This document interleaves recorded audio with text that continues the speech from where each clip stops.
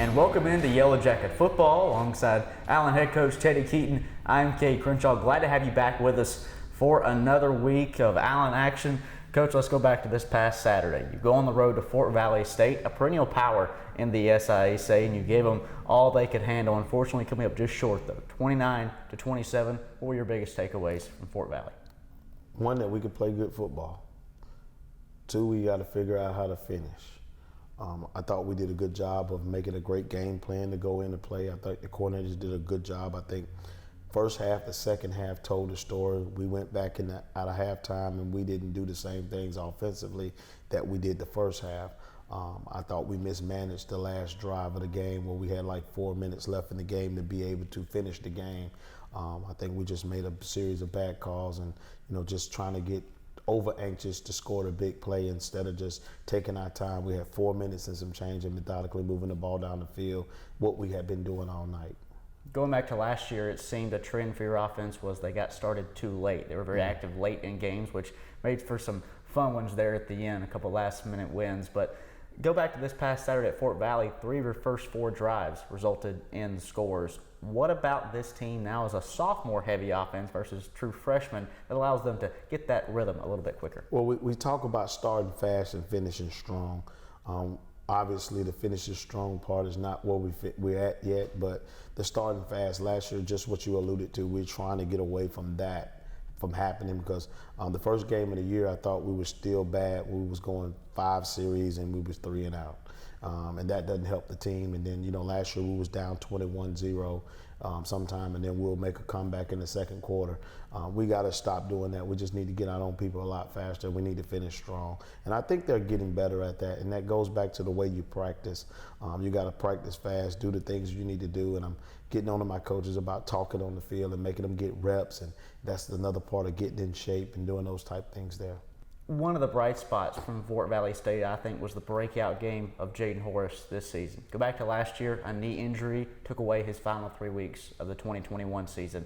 Now he bounces back, 9 catches, over 120 yards through the year. He's still looking for that first score, though. May have to talk to QB1 about that one. For Jaden Horace, though, how special was it to see him battle back from injury to be not just the same player he was, but slightly better? He's been doing that all camp.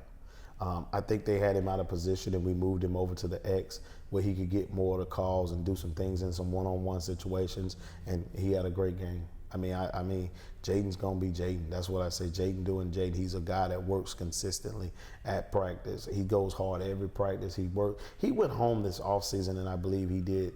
He got with a trainer on his route running ability, and he got faster. He got a little bit bigger, and he when the ball's in the air, he commands the ball, and that's like playing basketball. When the rebound come down, Dennis Rodman. He's getting the rebound. Dennis Rodman, not too bad of a comparison there for Jaden Horace. Coach, you mentioned a lot of these players going into the offseason before your summer camp begins into fall camp of then spending time with specialized trainers. Bo Harrington, your sophomore tailback, said a similar thing last year. And you can tell the difference in Bo's speed, Bo's bursting ability, and Horace as well. Like you said, his route running just seems different. How special is it for you as a coach to go see these guys putting in the extra work to come back better players? Well, you hear me talk about this all the time.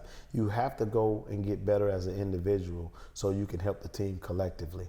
I think that's an important trait. So when you do the off-season program, you start right around the end of November and you carry over into January, then you go through spring ball and you have your winter workouts, the whole 9, and those things really matter, but that's the stuff we do as a together. But sometimes we have traits that we need, just like a golf guy. He needs to go get somebody to work on his swing, the way his foot placement is. So these guys now invest into these trainers to help them with certain things that they feel like they need to get better at, and I think if they pick the right ones and the ones that can do the job they need to do, they come back better players.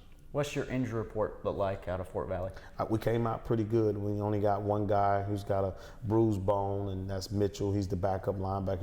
It happened on kickoff. Everybody else is pretty much healthy. That means the workouts we're doing and the in-season workouts and, just protecting the body and the way we practice to keep everybody healthy. This is a gauntlet in September. You started out with Newberry, who was the number 14 team in the country. I think they like number 12 or 11 now. Then you go and you play Johnson C. Smith, who, we had a chance to win that game other than the weather delay. Now you're at Fort Valley, and that's another perennial big powerhouse. You go play against those teams with a lot of size, 75 years of playing football versus our 4. I thought the kids, the coaches, and everybody is handling that well, and we're doing a good job of protecting our bodies. And the tough gauntlet of a schedule continues for Allen this upcoming weekend down at Tuskegee. Coach, before we preview your matchup against Tuskegee, let's talk about the new faces on your coaching staff. And one of those is a new defensive coordinator in L.C. Cole. What has he meant to the addition of your program? L.C. is like a father. He's came in, he's added value, he's added the whole nine. I grew up watching L.C. Cole. I didn't know him. I didn't know him from, I just knew him from afar. He's always had great defenses. He's always, they've done the right things. His team was always stylish when they came around. It's somebody to grow up and look at and want to be like those coaches. And he's added a lot of discipline to our program, on that side of the ball and doing great things. I think the collab has been really good, and I think it's going to be really, the future is bright with Yellow Jacket football with L.C. Cole around. We'll step aside and come back on the other side of this break with L.C. Cole joining us right back here on Yellow Jacket Football.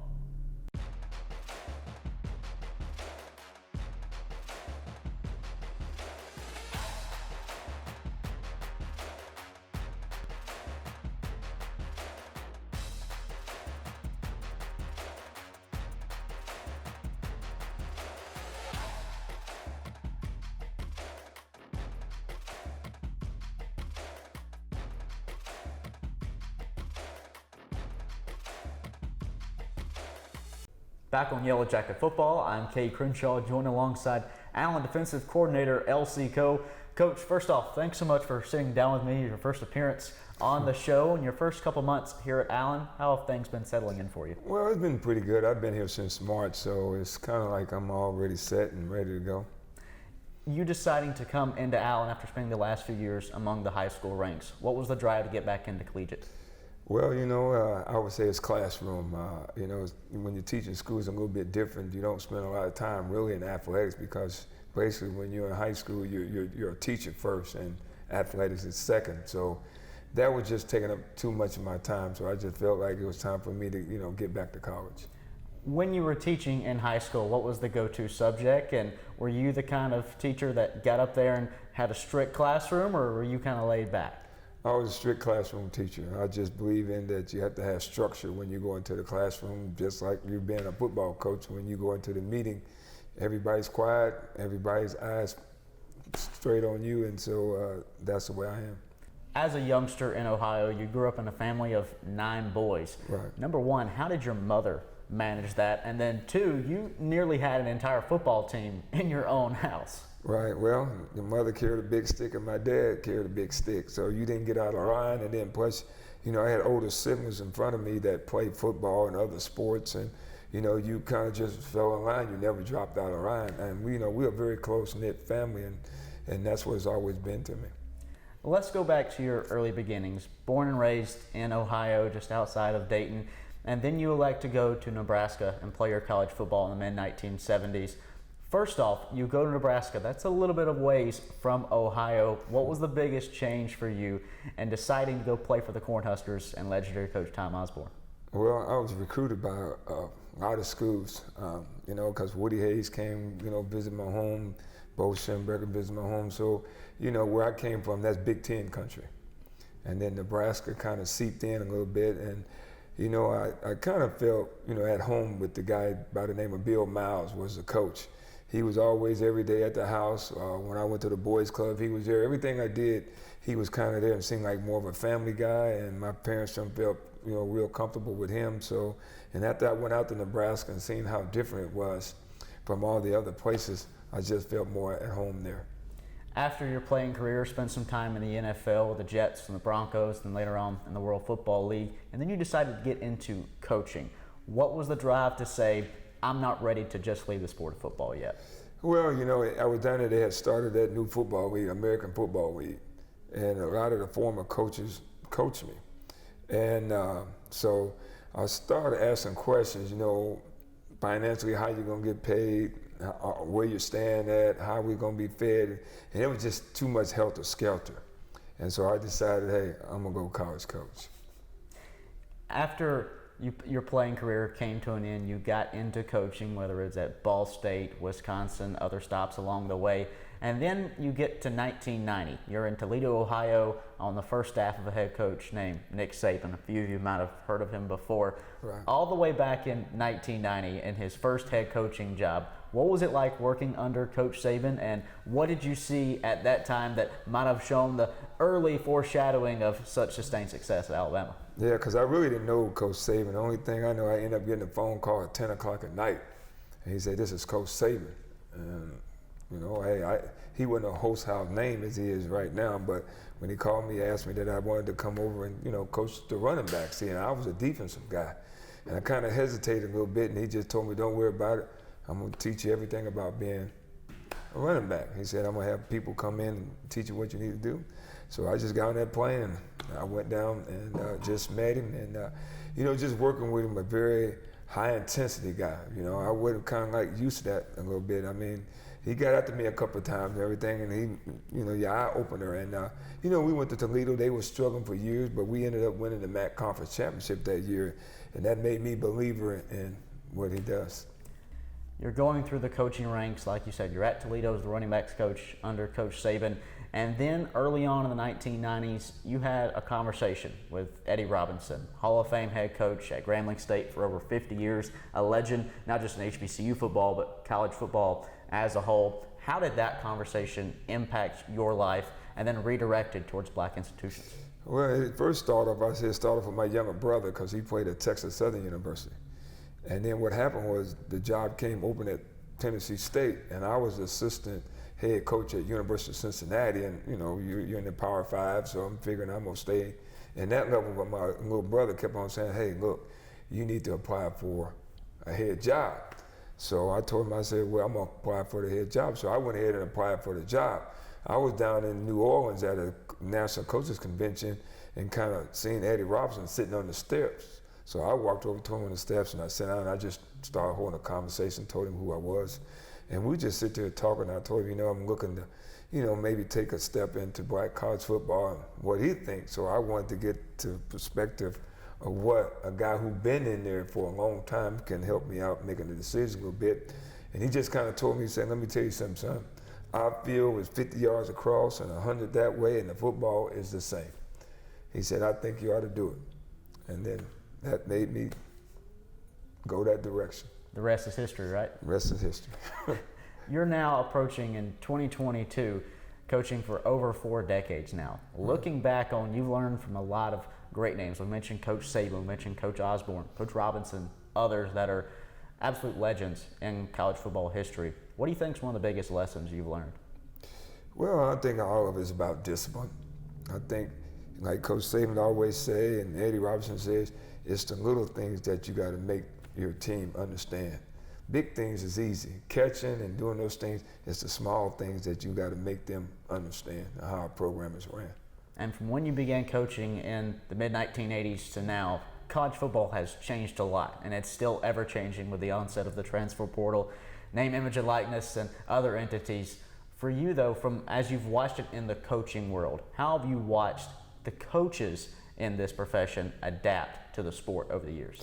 Well, I'll say one thing, and I'll say it goes back to 1990 when I'm riding in the car with Coach Saban. We going recruiting, and we're just sitting there and we're talking. And he says, "This game is going to change, L.C." And it's amazing that he said to me. And I said, "What do you mean, Coach?"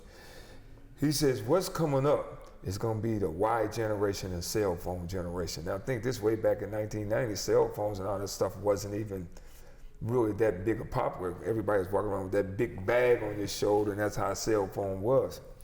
And I said, "What do you mean by that, Coach?" And he says, "What's going to happen is that the young generation is going to come along, and every time you ask them to do something, they're going to ask you why, and their eyes is going to be in a cell phone." And it's amazing that he said that to me way back in 1990. And when you let today's generation, that's what it is. Everything, when you ask them to do something, they're going to ask you, "Why do I have to run it down and out? Or why do I have to run a crossfire? Why I got to shuffle, Coach?" See, those are little things that you fight as a coach right now. You're fighting to sell the new generation area right now. And also now, football has changed too, because everybody now is wide open football now. It's not getting in the ISO and coming downhill, smash mouth football. Everything now is we call it pass scaling. Everything is out. It's scale football now. You got to have different type of linebackers, different type of plays now because everybody's going in motion and trying a lot of confusion. In your time as a player at Nebraska in the late 1970s, you earned the title of the team captain, and you were the first black captain in Nebraska football history. Fast forward 2022, almost 50 years later, Mickey Joseph named interim head coach as the first black coach in Nebraska history. What did that mean to you to see him earn that title? Well, it meant a whole lot because I hired Mickey Joseph at Alabama State. I gave him his first position coach job because Coach Osborne called me and told me, hey, look, you need to hire Mickey Joseph. So, Coach Osborne, I was a product of him, so I believed in what he said. And then Mickey came and Mickey coached our wide receivers. And then it was just, to me, when he came on, the first coach he named that he wanted to give congratulations to was me, So that meant a whole lot to me. So that meant that I must have did something right that he was able to say along his journey where he really learned his first coaching position. That was with Coach L.C. Cole. He's L.C. Cole, defensive coordinator for the Allen University Yellow Jackets. Coach, thanks so much for sitting down with me. Stick around, though. We'll be back on the other side as Coach Keaton will rejoin us to preview the Yellow Jackets' upcoming matchup with Tuskegee when we return to Yellow Jacket football.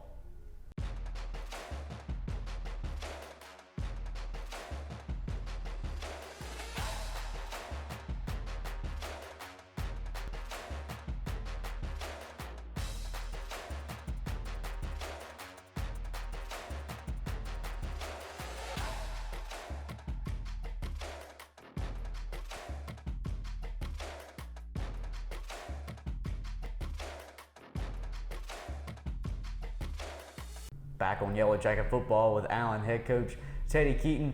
And coach, like you said it, L.C. Cole, a storied coach in college football, especially of course the last 2 decades or so, working with mainly black institutions. Now he's here at Allen. If you can just encompass it as a whole, he runs a physical defense, an aggressive defense. What's the biggest difference you've seen in your back 11 this year from last? I mean, this year I think that they've got to be clueless. You got to be fast to play on this defense. They move a lot. They cause confusion.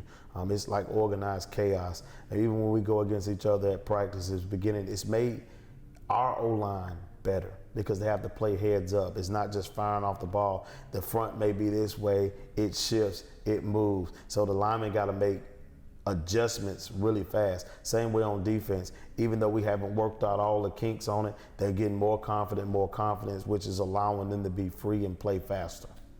I think a lot of the times when I look around the SIAC and the coaching trees all over the board, I feel like it's one of those things you see in the movies where this line connects to this one, that line connects to that one. This week, no different. Reginald Ruffin down at Tuskegee. You two were together at Miles College when you served as his running back for 2 seasons. What does it mean for you to travel so much in this conference and see so many familiar faces having success? It's no different than the Power Fives. Everybody hire the people that they know, they've worked against, they got a relationship with. As coaches, we all develop relationships, so we just try to take care of each other. When Stillman shut down on me in 15, he was one of the first people to call. Obviously, it's accreditation, and not because we're friends, it's because of the work and the success that I've put in on the field. He thought I could add value to him. Morehouse did call me too, Rich Freeman, and Freeman called and said, hey, Coach, you want to come here and be my OC? And I was going through some personal issues at that time, so I just decided to stay closer to Alabama so I could have people that I was close to that I could, go through my moments with family and stuff. Knowing him well, what can we expect from Coach Ruffin on Saturday? Coach Ruffin's a winner. Coach Ruffin's going to work hard. He's going to be well prepared for his team.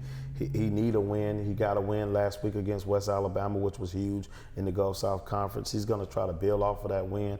And obviously, he doesn't want to lose to, Teddy Keaton. We have this little rivalry in between each other. And I unfortunately, I've had Ruffin beat, 4 or 5 times and always came up on the short end of the stick. Sort of like the Fort Valley game. So I'm just hoping this week we can go out and finish it, and do what we do. You alluded a little bit earlier how you've gone through this month of September against not just ranked programs, but storied programs, and there's no more storied than Tuskegee, just recording their 700th program win last week in a 13-10 victory over West Alabama. Coach, when you look at the success, not only that Tuskegee has established themselves as, but also that Coach Ruffin has picked up in just his second season there, how admirable is that for you to try to take Allen to that same level? Well, it's this drive. I was talking to Coach Cole and a few other coaches yesterday. I said, I really believe we can beat a championship program here. I just feel it. We got all the right pieces. We play well. We could get good kids here in Columbia. We just got to continue to do what we do.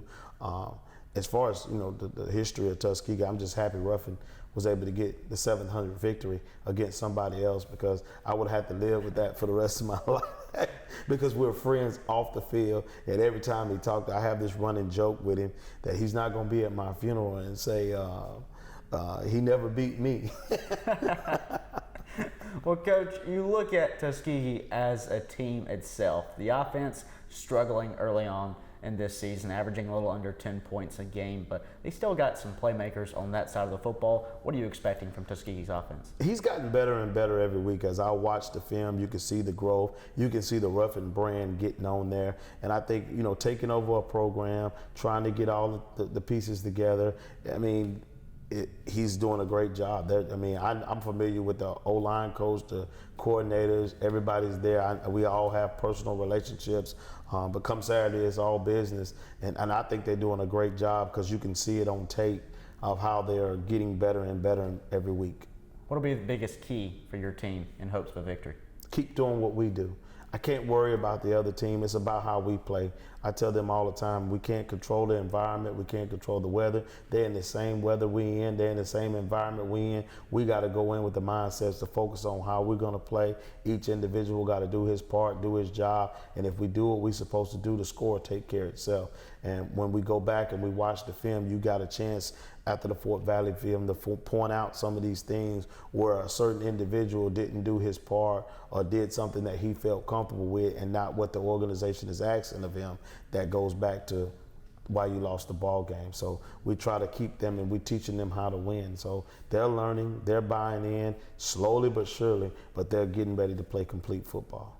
Well, due to renovations down in Tuskegee, this Saturday's game will be played up in Montgomery at the Crampton Bowl. And for those who don't know that history, this is a stadium that once housed minor league baseball in the 20s, 30s, and 40s, and then was also, of course, home to the Alabama Crimson Tide from 1920s all the way to the 1950s. As of late, it's hosted the Camellia Bowl for the FBS. Coach, you're playing in such a historic stadium, and much like playing on television, I think at times, players play up for the big time moments. Are you expecting the same from your group? No doubt. I mean, my kids, I like, the fact that they're playing teams that are well established, because I get to show them this is where you're trying to get. And if they play up to those levels, this is where you're trying to get, not just sometime, all the time. And I think it helps you get better, and it gives you a better judgment of where your program is headed. It's going to be all exciting this coming Saturday when Allen travels down to Tuskegee for an exciting showdown in HBCU football. Well, for Coach Teddy Keaton, I'm Cade Crenshaw. Thank you all for joining us this week on Yellow Jacket Football.